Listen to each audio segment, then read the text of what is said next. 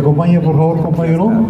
El compañero Luis Pacheco ha sido secretario de la SAP de Junín, ha sido también dirigente de la Comisión de Ideología y Doctrina. El compañero es abogado, es catedrático de la Universidad de San Martín, es exdirector académico de la Magistratura del Perú y es conferencista, y sobre todo es un gran compañero.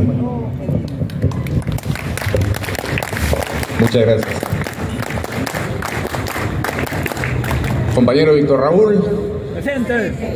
Compañera secretaria general, compañeros de la dirigencia nacional, compañeras y compañeros que el día de hoy estamos presentes en la Casa del Pueblo, en el partido de Víctor Raúl, en el partido del pueblo. Gracias por la presentación, compañero. Solo soy un militante aprista que siempre está a disposición del partido.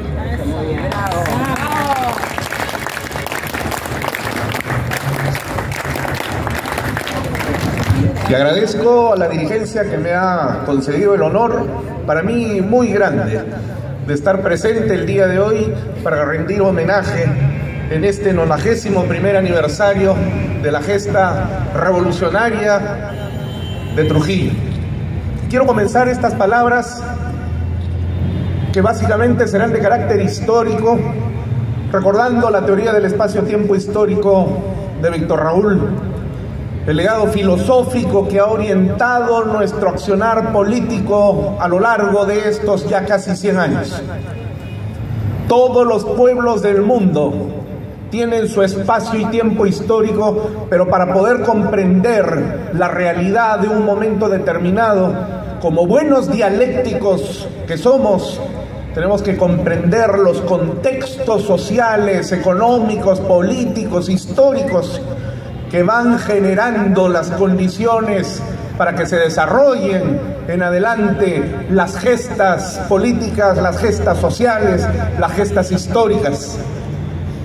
Cuando hablamos de la revolución de Trujillo, podríamos nosotros mal pensar que un día se le ocurrió a un grupo de aventureros políticos tomar el cuartel O'Donovan y desembocar en lo que finalmente terminó a lo largo de 4 a 6 días por delante, desde el 7 de julio del 32, y eso no es así. Tenemos que comprender por qué se gestó este proceso revolucionario. Para eso es necesario tener en cuenta que algunos años antes, en 1929, había sucedido la caída de la bolsa de valores en los Estados Unidos, generándose el crack económico cuando se pensaba que el capitalismo en el mundo empezaba a caer. Y las hordas comunistas aquí en el Perú, pero sobre todo en Europa, empezaban a frotarse las manos, porque los efectos de la caída de la bolsa de valores empezaban a pasarle factura a todos los países del mundo, incluido el Perú. Los procesos de globalización ya habían empezado mucho antes de lo que nosotros nos pudiésemos imaginar.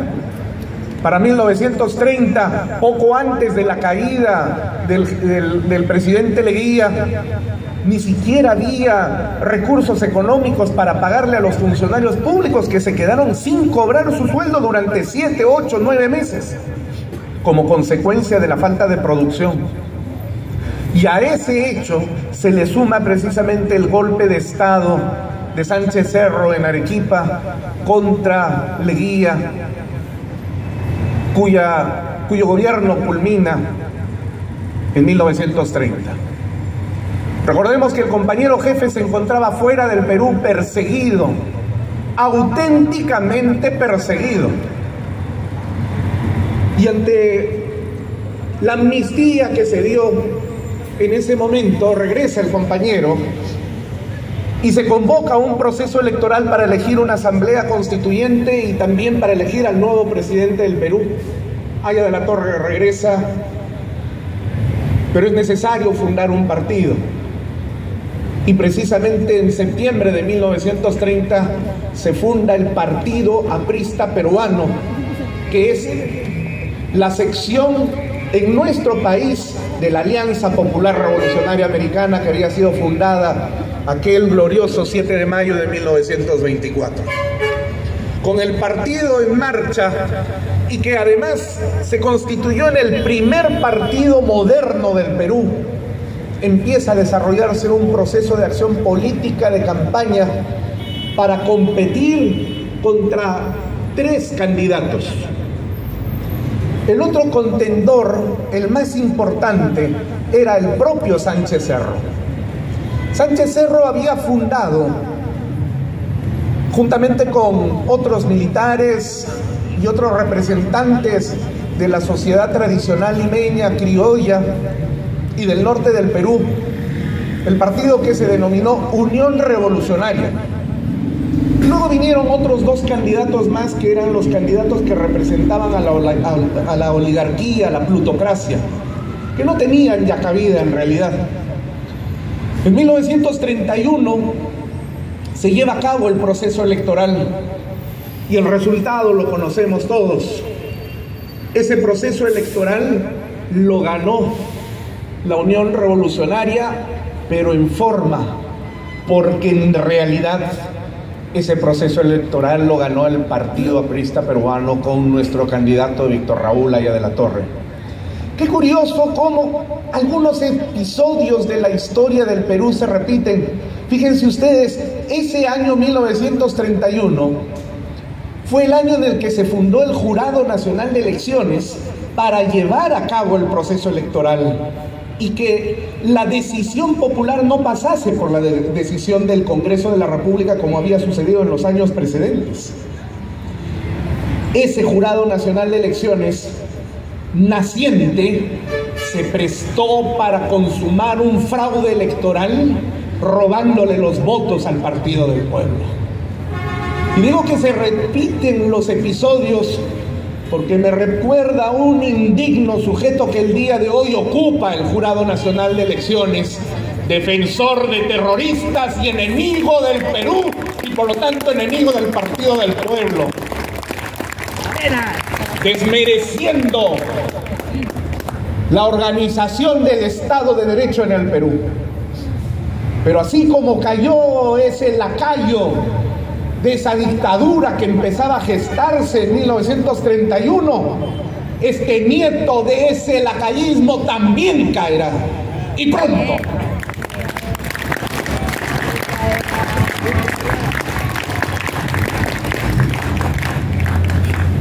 Haya de la Torre se dirige a todo el pueblo y recordamos ese gran discurso en el cual, después de haber conocido el resultado de ese proceso electoral, le dice a todas las bases: no debe ser un día triste para nosotros los apristas, porque al Palacio de Gobierno se puede llegar por el fusil o con el oro, pero llegar a la conciencia del pueblo, ese es el verdadero reto, y ahí no se llega de ninguna de esas formas fraudulentas.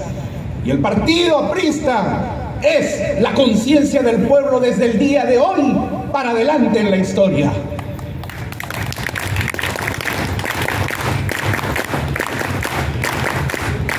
Haya de la Torre se convierte en el presidente moral del Perú y comenzará una persecución feraz, brutal, que desembocará precisamente en los episodios que vienen por delante.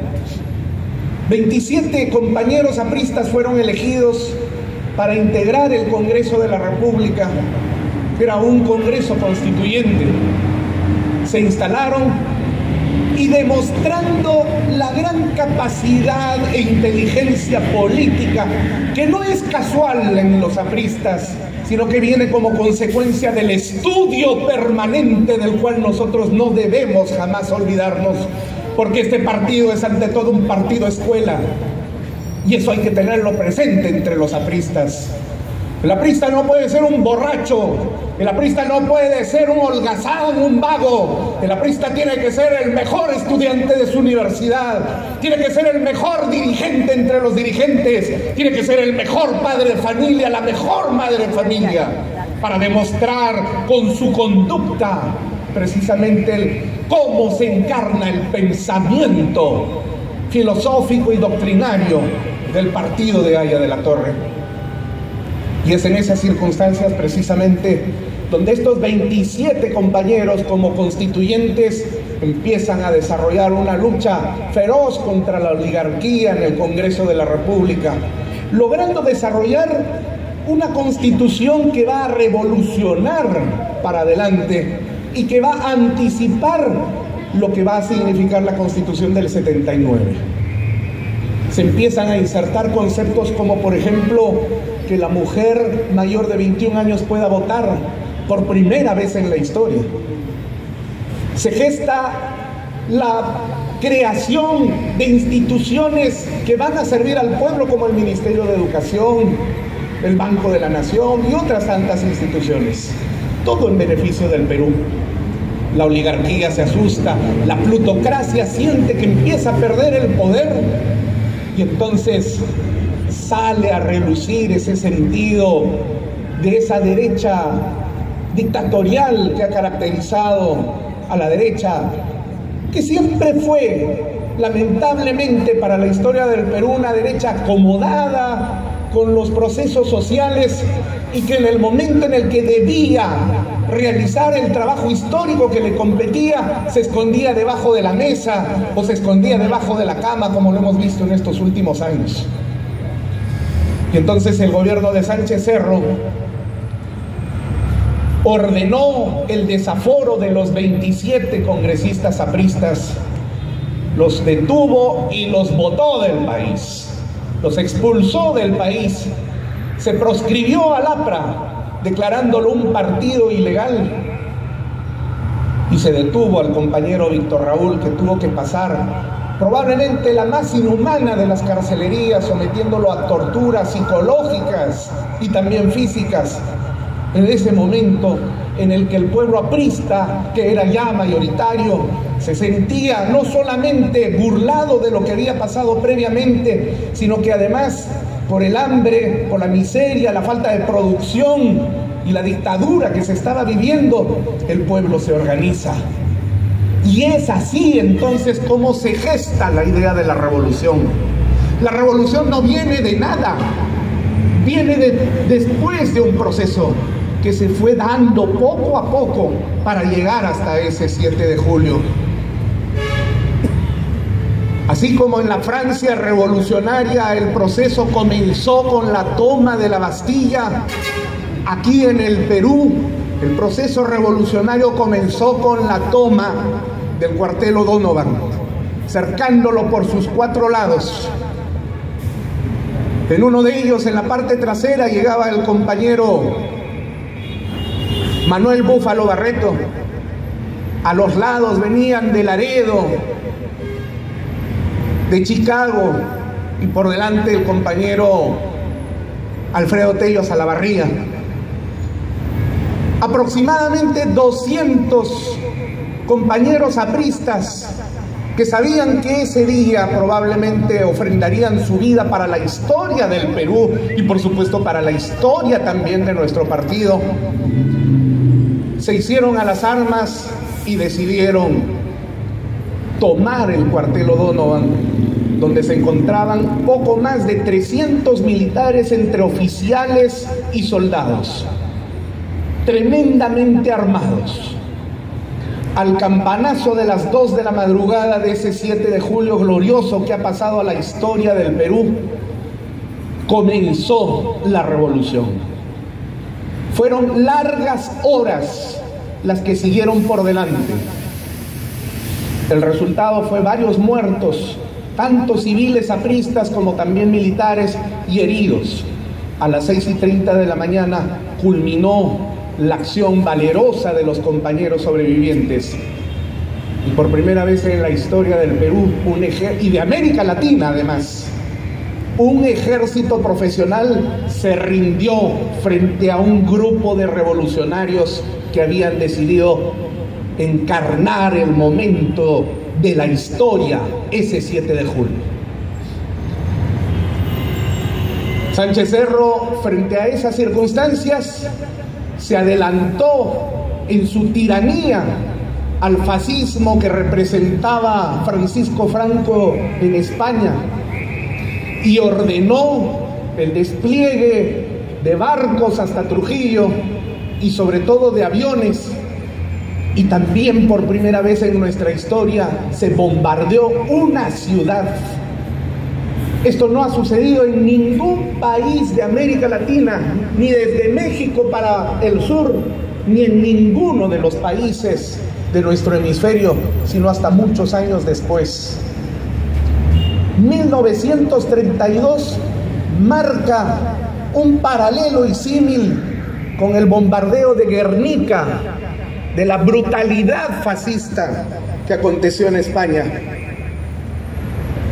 Pero no solamente se desarrolló el proceso revolucionario que ya había movilizado a cientos de miles de trujillanos y apristas en la ciudad liberteña, sino que, como reguero de pólvora, empezó a correr la noticia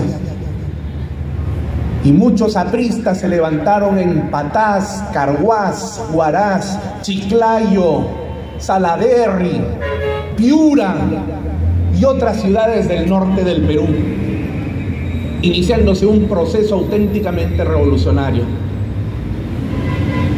Las Fuerzas Armadas, que superaban definitivamente por su profesionalismo ya entonces a los revolucionarios, sofocaron después de 4 días esta insurrección, y los detenidos fueron llevados hasta las paredes milenarias de Chanchán. Y en esas paredes fueron fusilados 4.000 apristas por lo menos. El dato histórico de Sánchez Cerro es que solo fueron fusilados 112 personas. La miseria de ese gobierno pretendía ocultar el gran genocidio. Y a esos 4.000, además, se le sumaron poco más de 2.000 fusilados en las demás ciudades del Perú. Todo el proceso terminó aproximadamente el 12 y el 13 de julio, pero ya había comenzado una transformación, una nueva era para el Perú, con la entrega de la vida de 6.000 apristas. ¿Qué ejemplo nos da para la historia este gran hecho que además, si es que lo buscamos en los libros de historia del Perú, no lo vamos a encontrar, porque así de miserables han sido quienes se dedicaron a escribir la historia del país, ocultando datos reales y verdaderos? Pero ¿cuál es el legado? La historia suele repetirse, reitero, pero un legado fundamental que quiero el día de hoy reivindicar es cómo un gran pueblo se levantó no para defender a un delincuente. Un gran pueblo se levantó no para movilizarse a cambio de prebendas o cuánto de dinero me van a dar para mis viáticos para movilizarme a otra ciudad. El gran pueblo aprista se levantó en función de principios para defender la enseñanza del gran jefe Haya de la Torre: justicia social, que es la síntesis del libertad, pan con libertad. Ese principio inspirador que nosotros oponemos como dialécticos a esas gestas comunistas del odio de clases o de la lucha de clases, que lo único que hace es enfrentar a los hermanos de una nación y generar procesos fratricidas. Frente a ello, Haya de la Torre y los apristas consecuentes oponemos el concepto de pan con libertad, justicia social. Hace algunos meses atrás, después de que el Perú empezó a ver la luz en el camino desde ese 7 de diciembre del año pasado, cuando cae el régimen que pretendió convertirnos en una sociedad comunista, pero profundamente corrupta además, las mesnadas organizadas, desinformadas y básicamente engañadas del sur del Perú se movilizaban hasta Lima y ahora amenazan también nuevamente venir para defender a un delincuente. Porque no solamente se trata de un golpista, se trata de un usurpador del gobierno que se ha encargado de robar los dineros del pueblo.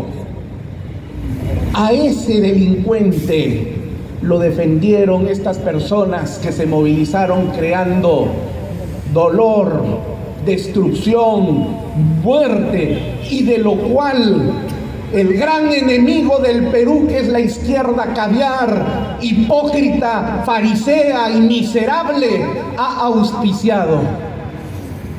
Y nosotros los apristas recordamos el 7 de julio de 1932 y nos sentimos orgullosos de que esa gesta revolucionaria estuvo guiada por principios, no por mentiras.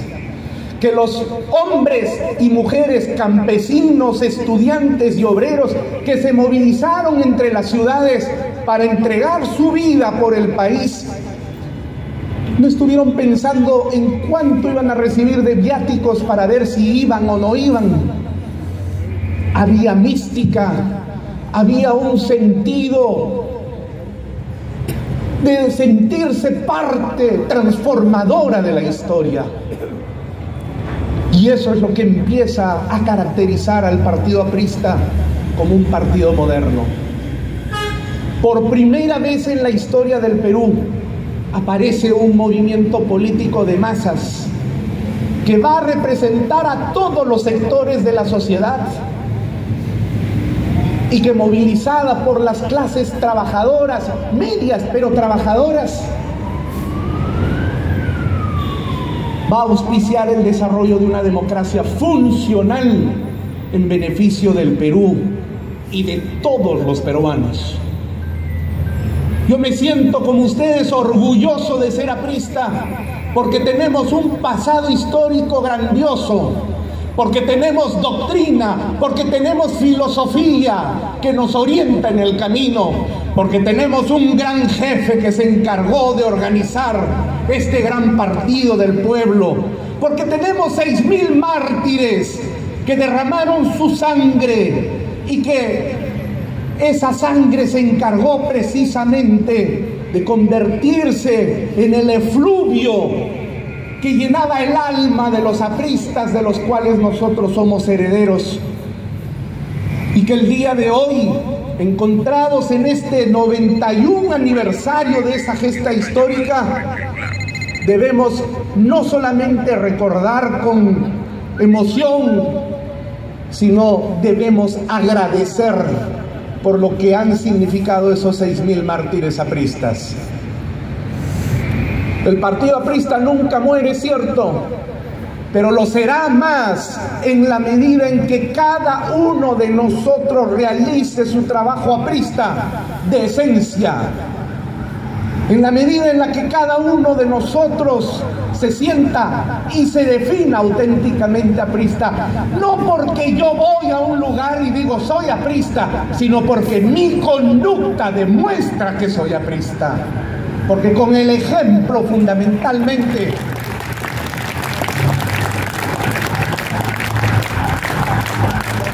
con el ejemplo es que nosotros nos presentamos. Nos han tildado de muchas cosas y la mezquindad a veces es muchísimo más grande que la humildad para reconocer la grandeza de lo que ha significado el APRA durante el siglo XX. Y si en estos años, porque Dios es grande, ha querido que entremos en un proceso de transformación y donde las dirigencias tienen que saber ser conscientes del gran rol histórico que están realizando en este momento. Porque llegará un día en el cual, así como nosotros volteamos en la historia y miramos atrás y recordamos a nuestras dirigencias con orgullo, llegará el día en que los nietos nuestros, también apristas, voltearán hacia atrás en el tiempo y mirarán a su dirigencia y los juzgarán de acuerdo a cómo es que esa dirigencia ha sabido encaminar al partido, enraizándolo nuevamente en la conciencia del pueblo, que es el lugar de donde nunca debemos salir. Honor y gloria a los 6.000 caídos, no solamente de Trujillo, sino de Piura, Chiclayo, Huaraz, Caraz, Patás y del resto del norte del Perú. Ese sólido norte nos da nuevamente el ejemplo para proyectar la grandeza al siglo XXI de lo que debe significar una APRA renovada, una APRA con una dirigencia y unos representantes que sí conecten con el pueblo peruano y que engarcemos sobre todo con honestidad y transparencia lo que significa hacer vida política, así como lo hizo el compañero jefe. Murió pobre en una casa prestada. La política es de servicio, no para servirse. Honor y gloria a los compañeros caídos. Compañero Víctor Raúl, compañero Víctor Raúl, compañero Víctor Raúl, que viva la APRA, viva el Perú. Muchas gracias. Muchas gracias al compañero Luis Pacheco por su brillante disertación. Toca en este momento dar la palabra a nuestra compañera secretaria general, compañera Belén García, para el discurso final, cerrando ya este evento.